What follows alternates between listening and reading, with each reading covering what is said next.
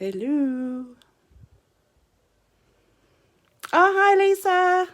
Hi Dawn. Hi Miriam. Hello. Oh, just turn that down 1 second. Oh, hi Lisa. Not very organised today.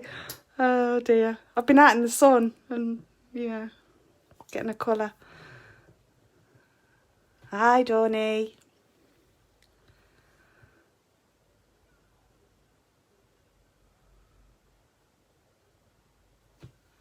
Right, just see if a couple more join us before we make a start.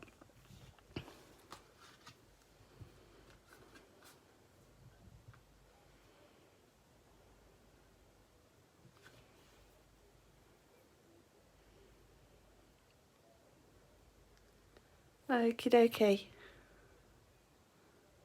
Oh, you lucky devil, Dawn. It's gorgeous today, isn't it? So warm. I think I'll have a gin and tonic in a bit after I've done this. Okay, so we'll make a start. I thought we'd use the postcard stamp today. Postcards from the Edge stamp. It's an A6 stamp, and I think a couple of people have had this stamp and we're looking for some inspiration on what to do and how to use it. So hopefully this will, you know, inspire you to create something using that beautiful stamp. Okay, to start off with, I've got a card base. Let me just find it. I'm using a scalloped edge one, and this is a 5x7 card.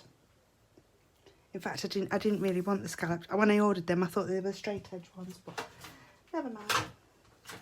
And I'm going to use the for this card. I'm going to use the bubble wrap stamp, the bubble wrap stencil, and I've got some baby pink ink. Instead of going with the craft card look that I just showed you, I'm going to pretty this up a little bit and hopefully do something a bit prettier.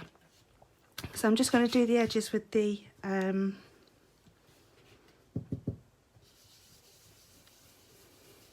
ink first and see how we go with this.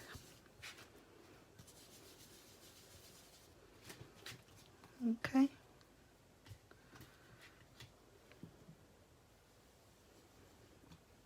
It's such an amazing stencil, Miriam. I don't use it as often as I should really, but along with the A6 stamp as well, I think it's absolutely stunning, which is very similar.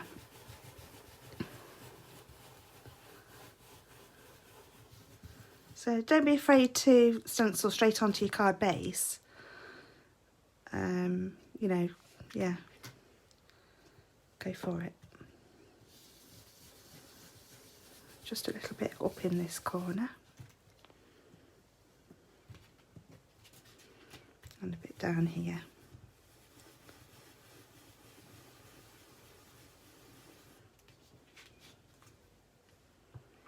Okay, I might do a little bit up here as well. Just around the edges because the postcard will be covering most of this, so. Brilliant with texture paste, these stencils, because they're so thick, 350 micron, they take any pastes that you have in your stash really well. They get into all the grooves. Right. Okay, so I'm going to use the script stamp from the Textures A6 stamp set. I'll just get rid of that.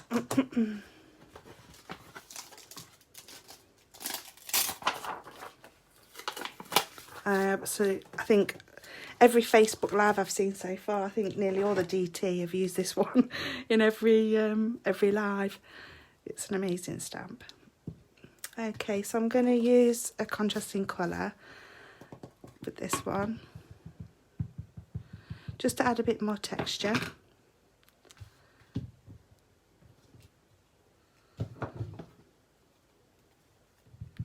And this is a sandcastle, it's called. It's a very light brown ink.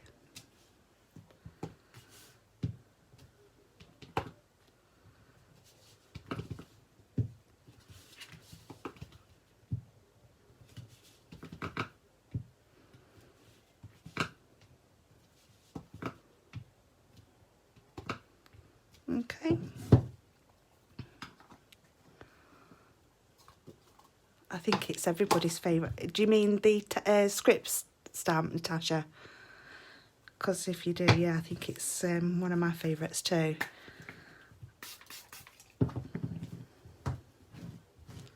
So just give that a bit of a clean up.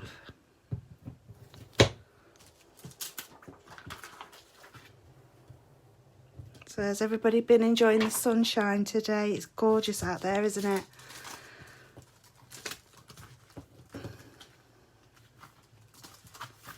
So I'll just pop that back in there for now. Okay. And then I've already done some, I stamped some trailing foliage. Did I bring the stamp set out? Yes, I did. Here it is. So I used that one there, and I stamped sort of from that corner there, and then joined them up from that, and turned it round, and then stamped it from that corner there, so it looks like they're intertwined. And then I've coloured it using some colouring pencils, just 2 different shades of green. And I'm just going to finish off doing what I was doing. So I use the darker greens and then the lighter green just to blend the colours together. I love a bit of colouring, don't you? So I'm just finishing off these little bits here. I should have sharpened my pencils really. I will do that actually. Just a quick tip regarding sharpening your pencil crayons as well. Always have a pencil sharpener that's got 2. Don't use the small one. If you've got plenty of wood on your pencil, use the big one just to sharpen the lead, and then you won't waste your pencils. So I don't know whether anybody knows that tip, but that's something I picked up on. It's not my tip, it's something I picked up on YouTube. So if you sharpen your pencils, it just sharpens the lead, the colour. Okay.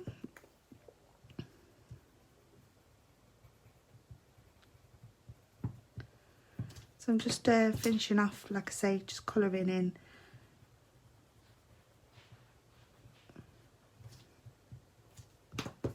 these vines.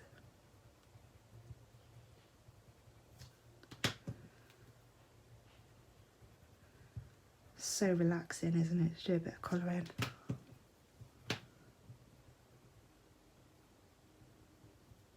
There we go.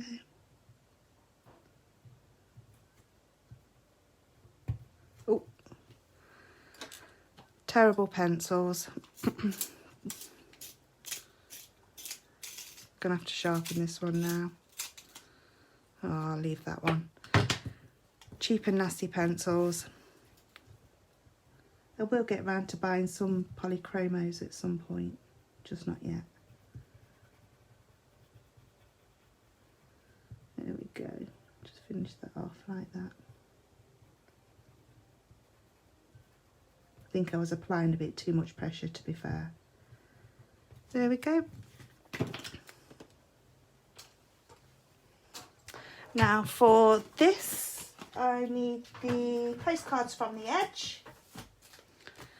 Gorgeous detailed stamp. As you can see, mine is loved. Well used. If you don't have a stamp positioning tool, you can just lay your stamp down and do it that way. I think I've showed you that on a Facebook Live previously. But for this, I am going to use my stamp positioning tool.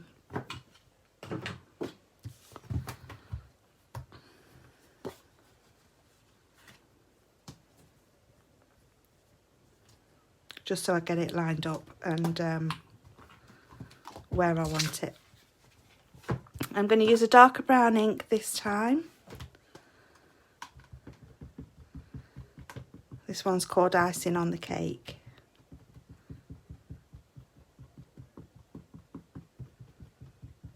I have got Distress Oxides as well, but I tend to use these because they're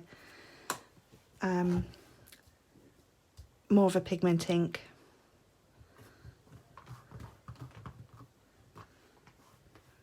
see how this goes. Just run your fingertips up and down the stamp, making sure you've got even pressure. Let's see how that works out. Yay! Looks pretty.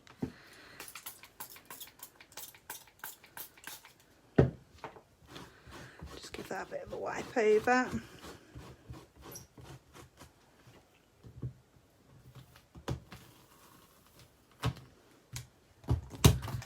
Don't need that no more.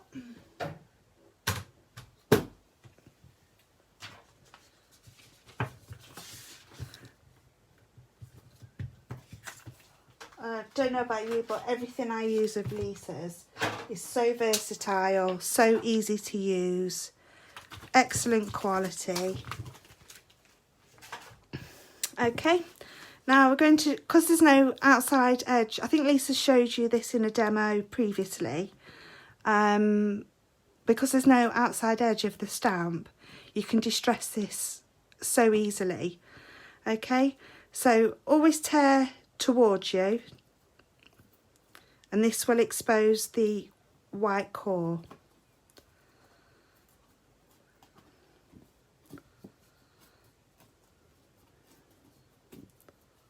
Like so.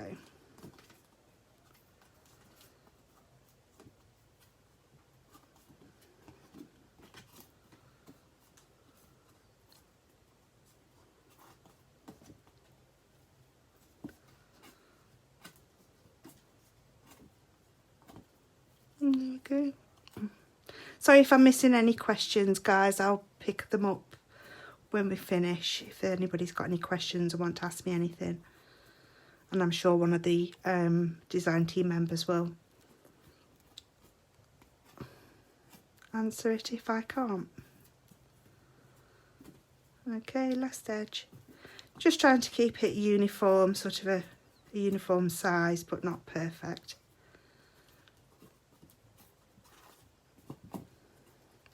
See how it's exposed that white core? And that'll give it a more distressed look. Okay, just get rid of those. So I need to distress the edges slightly, and I'm just going to use the light brown ink for this. I don't want it too dark.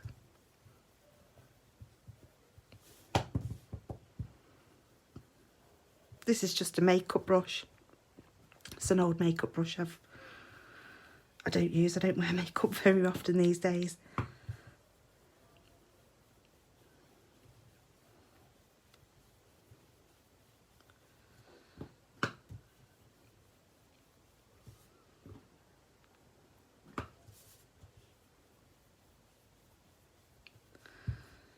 Okay, sorry if I'm breathing a bit heavily as well. I've got a bit of a cough and it won't go away.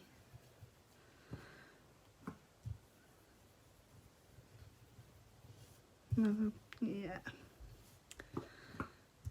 Just that little bit of ink around the edges. Don't know whether you can see that okay.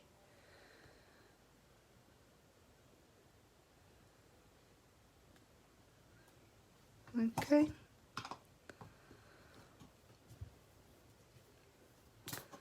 There we go. Just get rid of this ink off my mat, because I don't want to put my card base in it. Okay. Next up, I have a little bit of jute here. It's just some jute that I've had in my stash for a while. Comes on a roll like that, and I've cut a little bit, too long, so I need to trim a bit off. So look, yeah, that'll do. And I'm just going to sort of angle that slightly. You can also distress the frayed edges a little bit as well, pull some of it away, distress some of it. Okay, I'm just going to use a little bit of hot glue to adhere this down.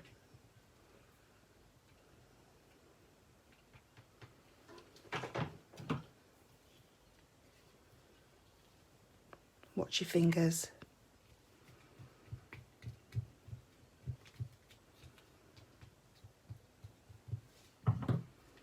It's a nice little finishing touch, I think. Okay, and for the excuse me, for the postcard, just going to use my 3D glue.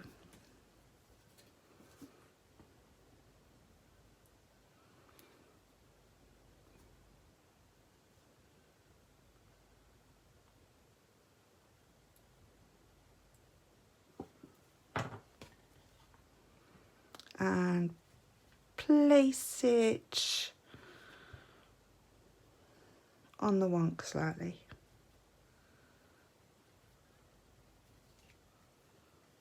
Like so.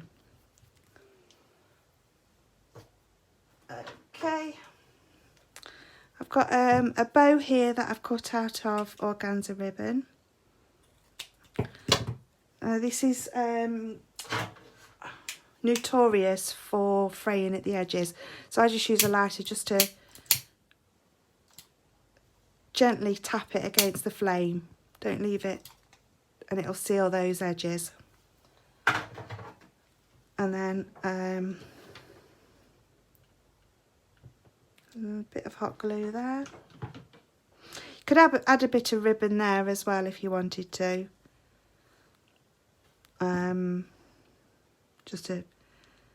I'm not very good at tying bows. Okay, so I'll just leave that to one side for a moment, and I have in my box of tricks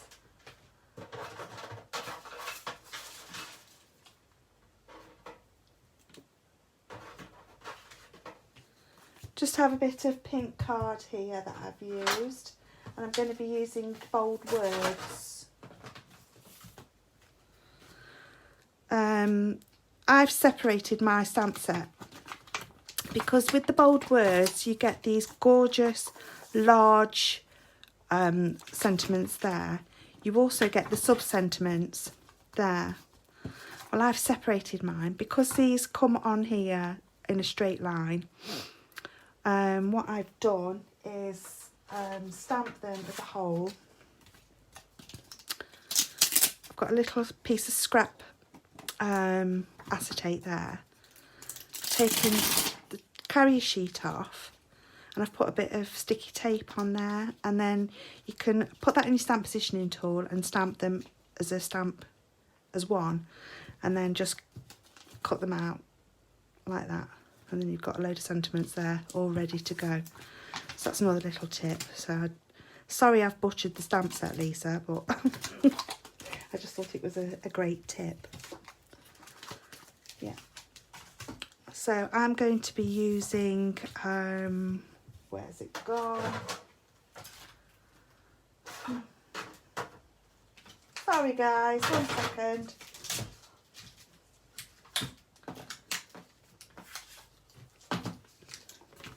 I pulled it out and I don't know where it's gone now. Okay, well I'm going to be using the Hugs stamp.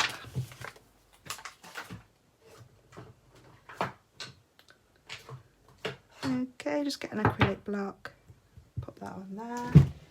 Just need my stamp pad. And I'm just going to stamp this out in a dark pink.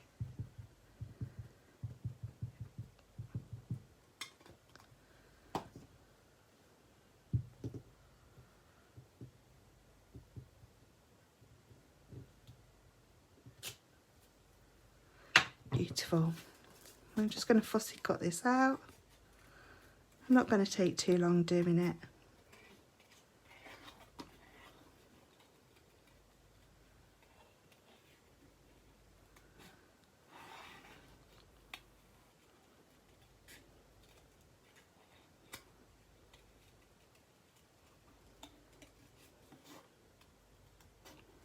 They say always move your paper and not your scissors. So that's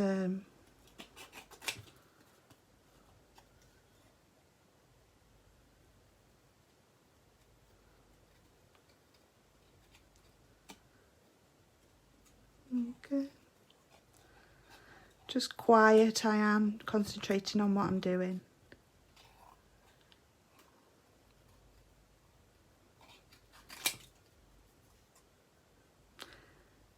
It's quite a thick card as well, this one.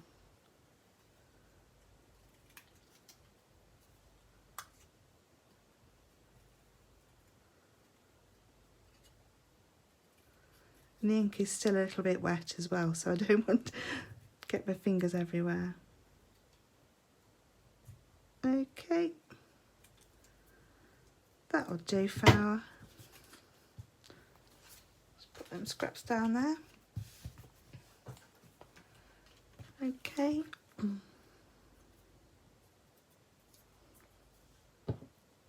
And again with a bit of 3D glue.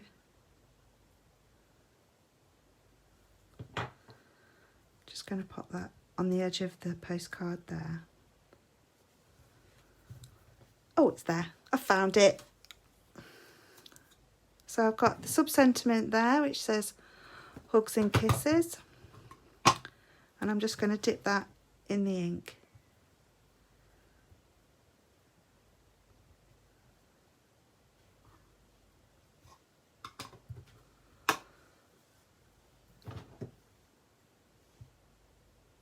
And again with the glue.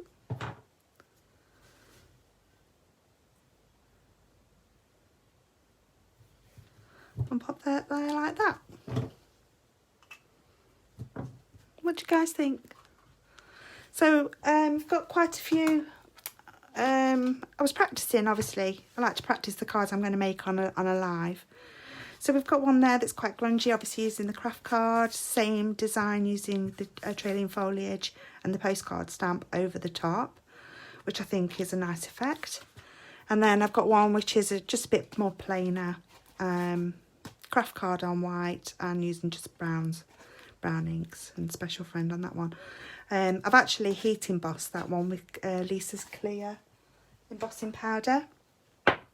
So I heat emboss the postcard stamp and you get a nice effect on that one. And I also did that with the sentiment as well, heat emboss that one. So I didn't want to do any heat embossing today because of the noisy heat tool. But yeah, and I did some white heat embossing on that one. Also on this one, just a few more ideas.